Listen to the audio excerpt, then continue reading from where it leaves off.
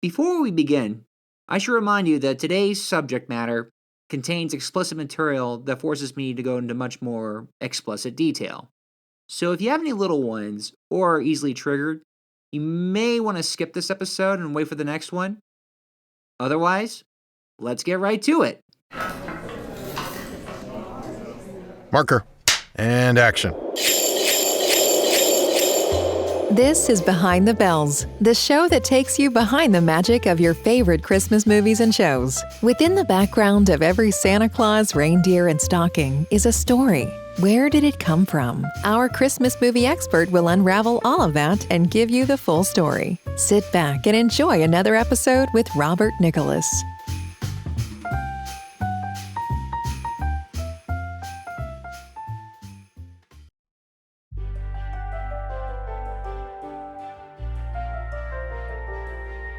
Merry Monday, everyone, and welcome to Behind the Bells. I'm your host, Robert Nicholas, and I'll be taking you on another one-horse open sleigh ride into the world of Christmas movies. In our last episode, we tackled something that was family-friendly and regarded as a Christmas classic. This week, I wanted to do the complete opposite.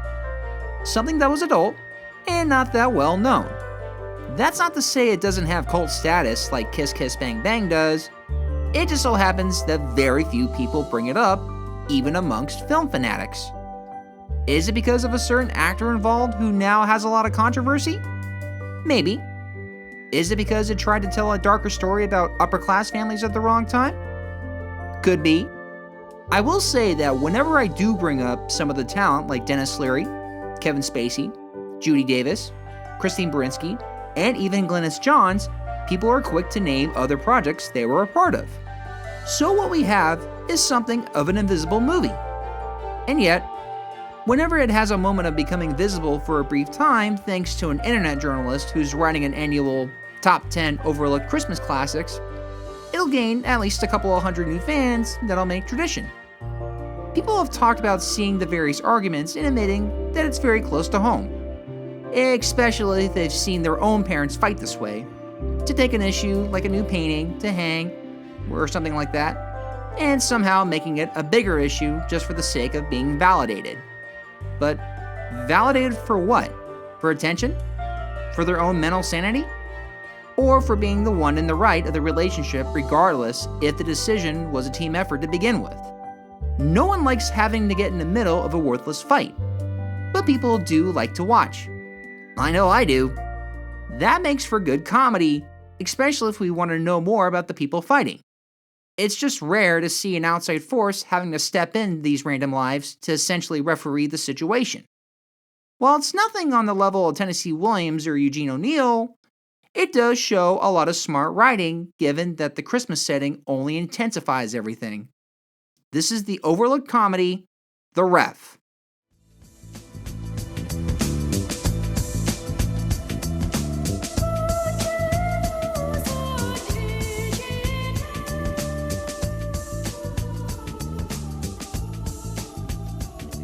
So keep your hands and arms inside the vehicle at all times.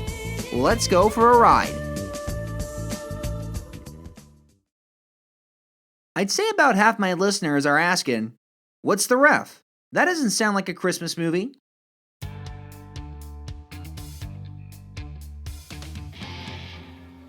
Earlier to what I was referring to, The Ref applies to our main character Gus, played by Dennis Leary, who is forced to become a referee. Not a sports referee, but a relationship referee for a couple who's going through a bit of a rough patch.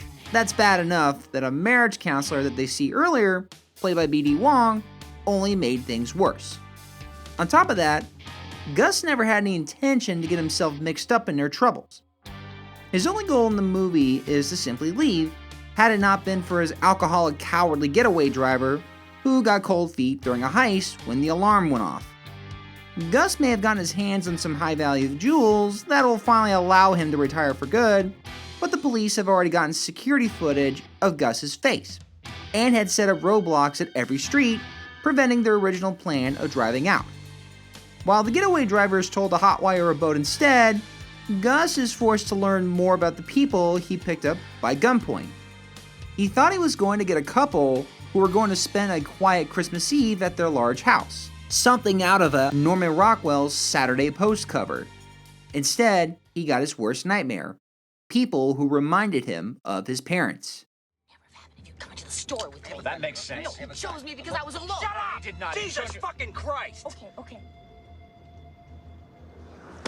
But I'm right, aren't I? You would never have taken a couple, would you?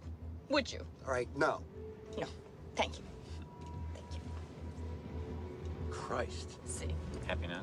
Yeah, I am, Great. actually. Hey. Less than 10 minutes ago, you sat in the car and told me you want to stop arguing. Hey, who's stop right and sign. who's wrong. Stop Now, sign. it's my Hey, fault. Like, stop that's sign. not- Stop sign. Hey, morons!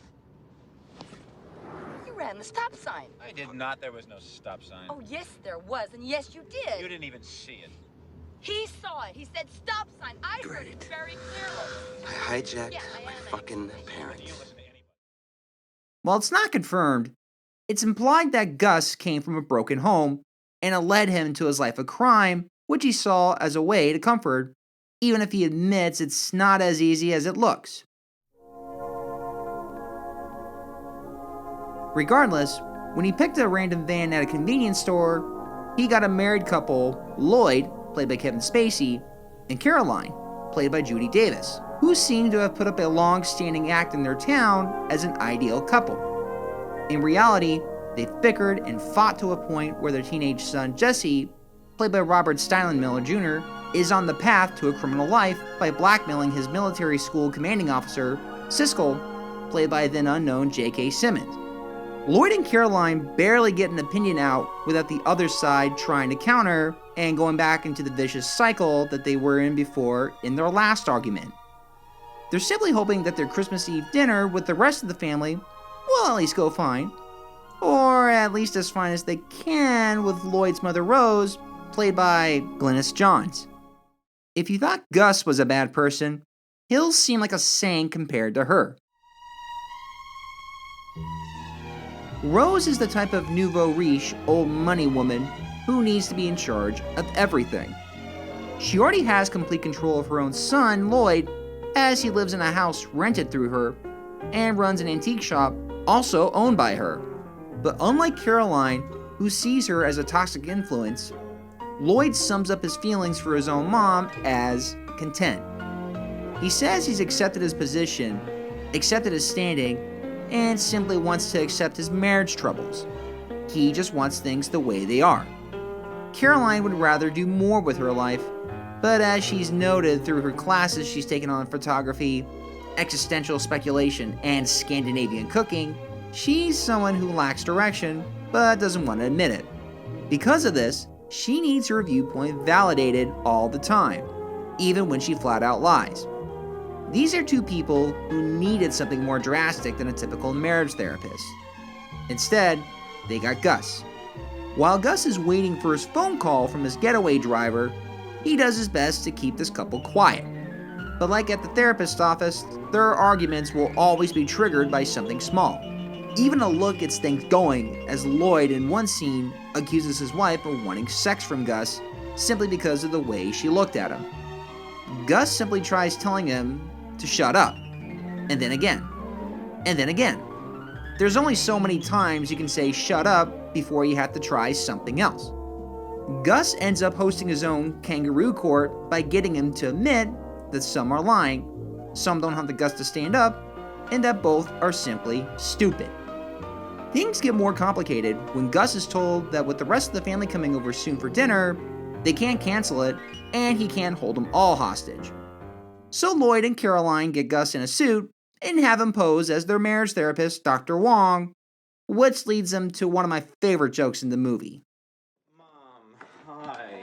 Lloyd, who is this? Merry Christmas. Merry Christmas. Who is this? This is the doctor we were telling you about, Dr. Wong. Ah, the marriage doctor. Right, yeah. Wong? You're a Wong? Well, my mother was Irish. And your father? Wasn't. Gus manages to stay out of their personal business for the most part and remains an observer.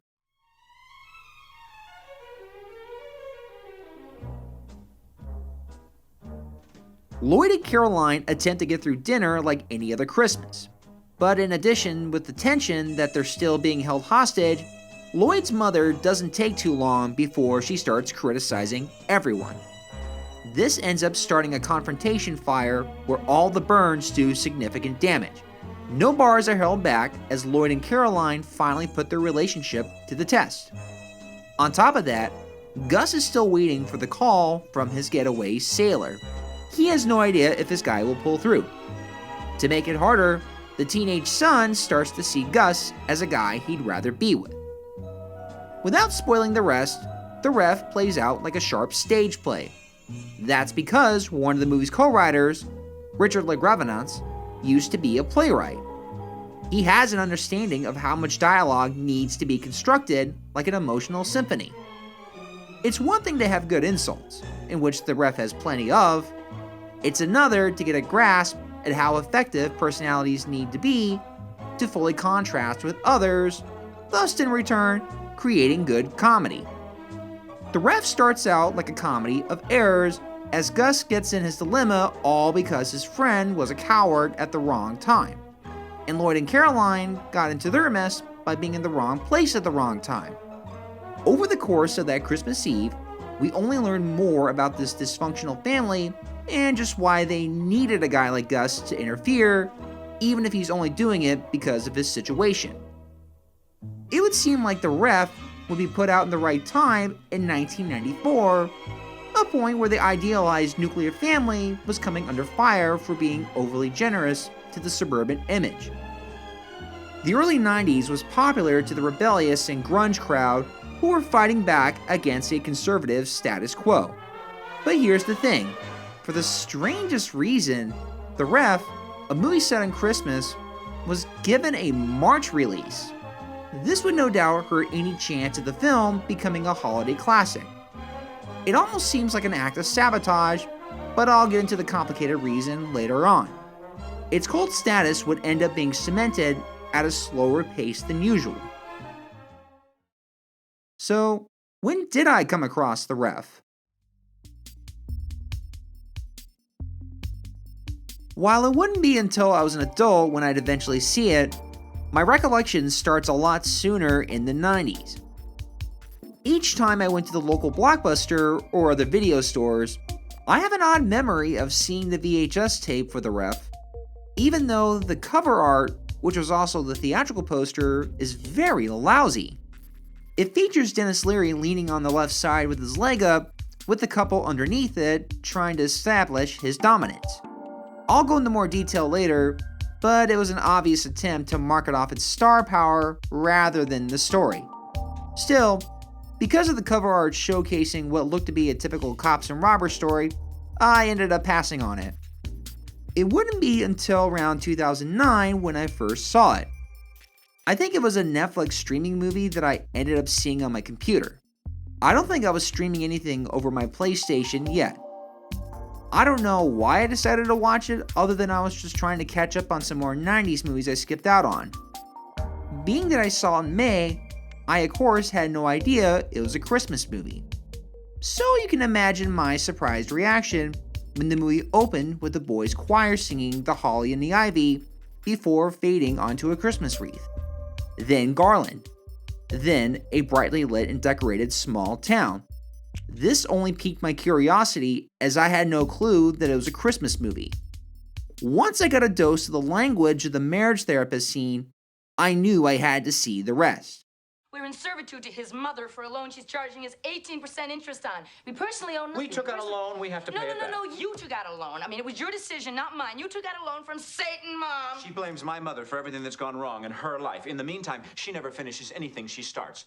Photography courses, existential philosophy courses, Scandinavian cooking classes. At least I go after my dreams. To be what? Somebody who takes photographs of lutfish to prove the nothingness of being? No wonder our son's so confused. Oh, see? He blames me for Jesse. Is that right?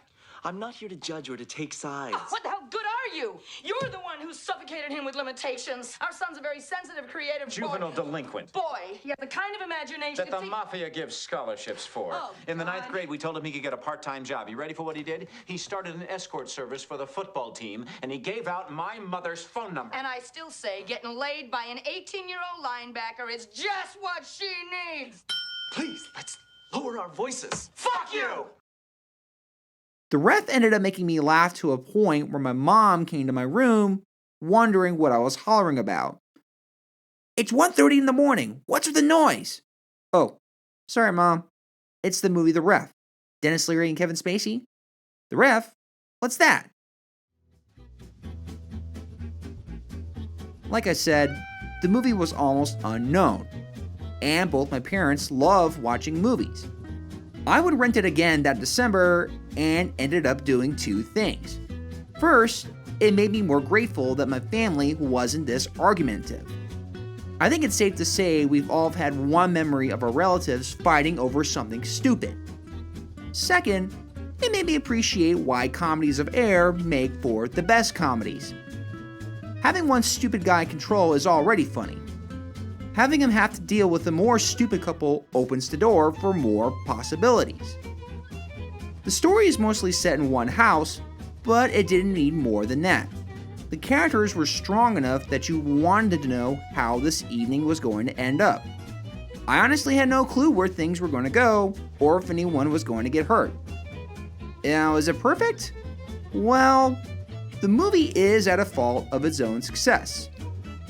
Dennis Leary is a good actor and has made his character easy to sympathize with because of the kind of people he's forced to deal with. The problem is that perhaps he's too easy to sympathize with. We have to remember the movie opens with him robbing somebody's riches, and by the end, he's still a cat burglar. He doesn't have much, if any, of a character arc. There are times when Lloyd, Caroline, and the rest of the family question him of whether he's really successful at what he does, or even if his life's more empty because it ends up as a cycle. But it never leads anywhere as the focus is always back on the family and their dilemmas. To its credit, you see more of a character arc within Lloyd and Caroline. I just don't think it was meant to be the only one. There was another ending of Dennis's character being arrested to show that a life of crime doesn't pay. But it was reshot when test audiences disliked it. While the ending we have is still good, was it really the best they could do? Still, how do real-life families inspire the ref? How did it end up at Disney? How did they decide to put their eggs in the basket that was Dennis Leary, similar to what they did with Tim Allen in The Santa Claus? And of course, just why did the movie end up forgotten and hidden until cult status saved it? Well, let's ring out the bells and take a look at the history of The Ref. So, where do we begin? With Dennis Leary? Nope, we gotta go back to the original writer, Richard Lagravenese. If The Ref has a tonal feel similar to a stage play, that's because, before he got into screenwriting, he was very active in theater, both as a playwright and as an actor. But before that, he still had a passion for the movies.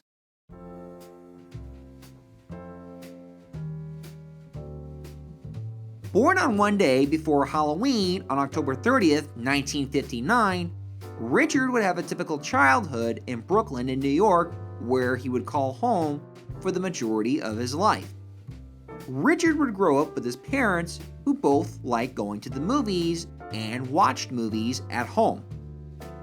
According to the 2010 book, Backstory 5, Interviews with Screenwriters of the 1990s, he would talk about seeing the city in a time where it was more appropriate to be a latchkey kid, where from age 9 on, he would be found going to the movies a lot, even if it was just by himself.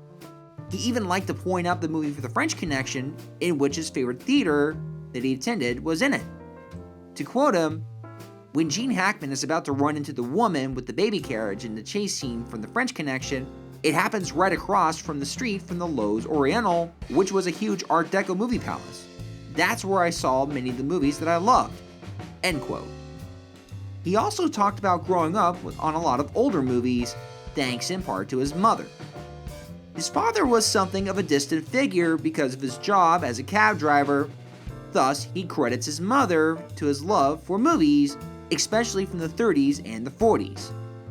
He would refer to Dodsworth, Notorious, and All About Eve as some of his favorites, primarily because of the writing. They, along with other movies based on plays like Who's Afraid of the Virginia Woolf, he understood that good writing meant that he was able to recite lines again and again, much to the annoyance of his parents. He also noted these movies' abilities to tackle issues that were so universal that they could easily be transplanted to the modern era. All they needed were good actors that could handle the material. He would end up absorbing a lot of what his mother and sisters would say, especially being a boy growing up during the changing times of the 60s and 70s. That's not to say his father was completely out of his life.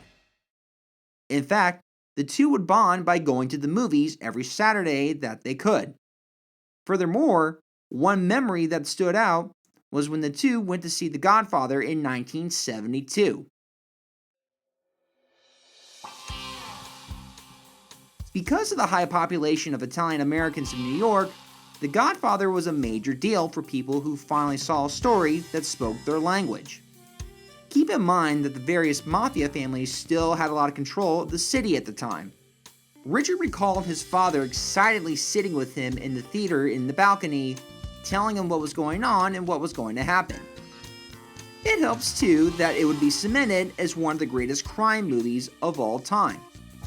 Richard eventually acquired a copy of the script that he read over and over. He spent any money he had on his favorite scripts and of books to plays he admired, especially those by Neil Simon. The Odd Couple was one of his favorites. He would talk about the more rhythm and symphonic timing of the dialogue and jokes. He came to understand that comedies that had great characters had the best chance for jokes.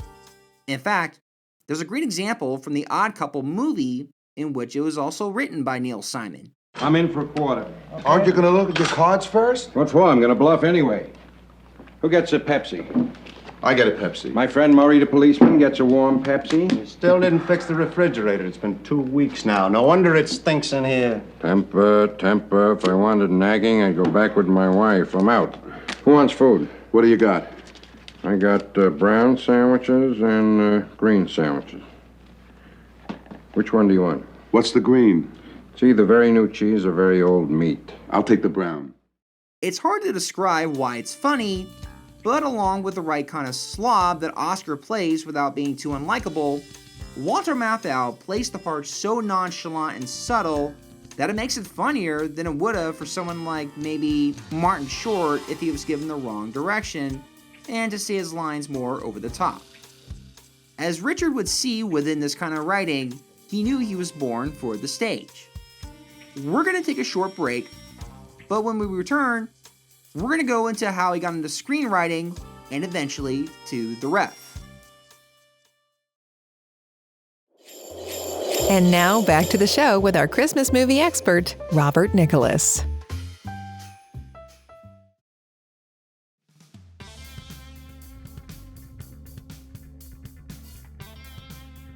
In 1980, Richard would graduate from the NYU Tisch School of the Arts with a degree in acting. It was his initial goal to take on the Broadway stage and become a famous playwright like Neil Simon. He hadn't considered Hollywood just yet.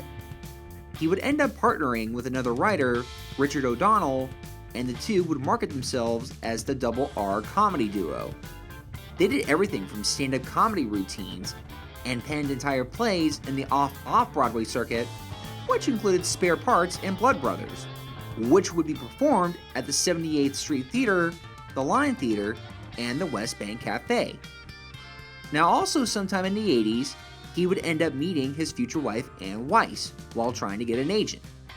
When going through the William Morris agency, she was assigned to him and on her first night, saw him perform in a one-act play that he wrote. According to him, it was connection at first sight.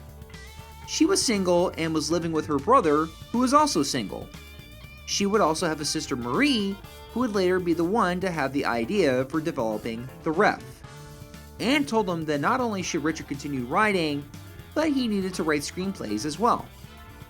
He would first apprentice under another screenwriter, Neil Levy, where the two collaborated for the script on the 1989 movie Rude Awakenings, starring Cheech Marion and Eric Roberts. While I haven't seen that movie, it's clear from what I've read that it's pretty unremarkable and is full of negative reviews, scoring a 4.5 rating on IMDb.com. It would be his next movie in which Richard would take off The Fisher King. Okay, Jack, we're on the air in 5, 4, 3, 2, 1. Hey, it's Monday morning, and I'm Jack Lucas. In the world of talk radio, Jack Lucas was king. Look, I said I want an offer, they can forget it. To stay on top, he did whatever he had to. Forgive me! But one day, Jack went too far. It was Mr. Lucas's offhand remark that seemed to have fatal impact on Mr. Malnick. No matter what I have, it feels like I have nothing. Yo, what's going on? And just when he was about to give up on his own life, he stumbled into Perry's. Unhand that degenerate and remove your presence! I like New York in June. How about you? You know who I am? A hood ornament. No. I'm a knight on a special quest. A quest. And I need help. You're out of your mind! Yes! Now, Jack has to do something he's never done before. Isn't she a vision? I'm deeply smitten. Help someone else. I thought that if I could get him this girl that he loves, things would change for me. Let's do it right here. Let's go to that place out slender in the grass. And this is Perry. Harry Perry. No, it is Perry. Oh, like Moses. I think they were made for each other. Scary, but true. Sometimes, to find yourself, I'm the janitor of God. You find some pretty wonderful things in the trash. you have to risk it all. Bingo! I'm not doing that. Robin Williams, Jeff Bridges, The Fisher King. I love this guy! Maybe hug me in public again.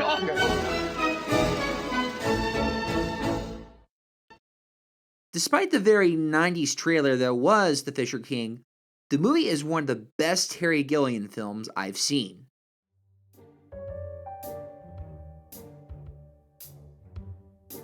Richard initially worked on 2 different drafts of The Fisher King before it ended up in the hands of Terry, who was looking for a smaller project after the failure of The Adventures of Baron Munchausen. Terry liked the upbeat story of 2 fallen men who become friends through a fool's journey. It was the movie equivalent of the quote, "To be a wise man, you have to start off as a fool." Opening in September of 1991, it would be a modest hit, grossing $42 million and scoring great reviews, except from Siskel and Ebert, who would call it overstuffed, giving it 2 thumbs down.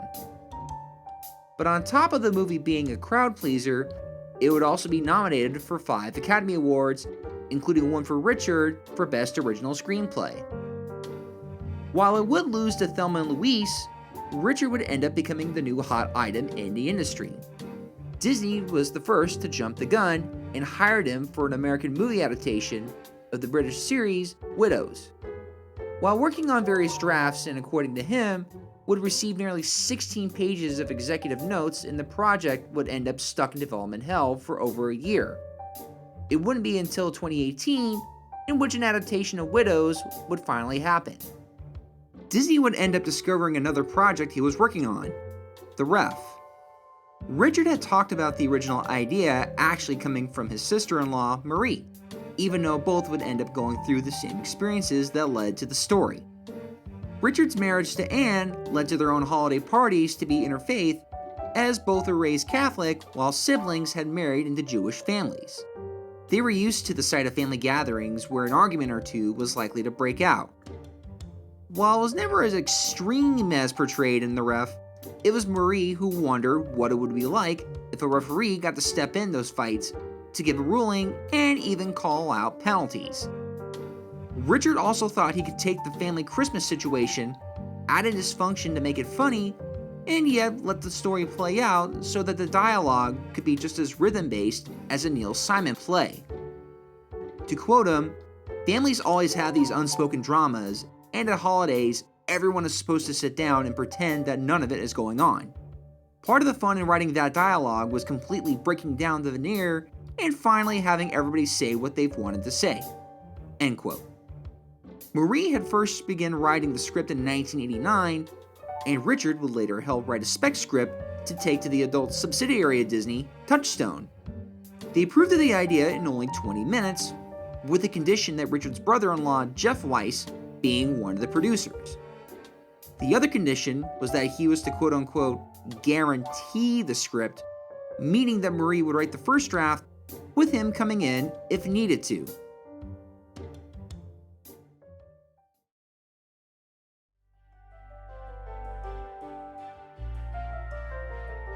Like a lot of projects, the ref would remain in development hell as both writers and the executives at Disney would clash on the tone and even the humor. A lot of it was because neither side could come up with a major star to take the leading role of Gus. Richard would come in to continue work on various drafts, but got fed up with the more executive notes that attempted to divert from his original intention. He even ended up leaving for a bit to take a job at Warner's, writing for the upcoming remake of The Little Princess. So, how did Richard return to the ref? How did Jerry Bruckheimer get involved after Days of Thunder? How did a stand-up special secure both Dennis Leary and director Ted Demme? And of course, why trying to market an adult film to a teenage MTV crowd ended up being a terrible idea? We'll go into that in the next episode for part 2 of The Ref's Story.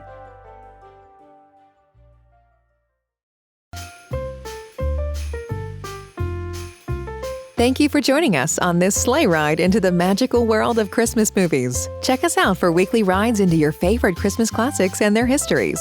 Be sure to give us a positive review on iTunes if you like what you heard. And don't forget to follow us on social media on Facebook and Instagram for updates and special news. Consider subscribing on Patreon in order to help keep the show going and to gain access to some special gifts not available to the public.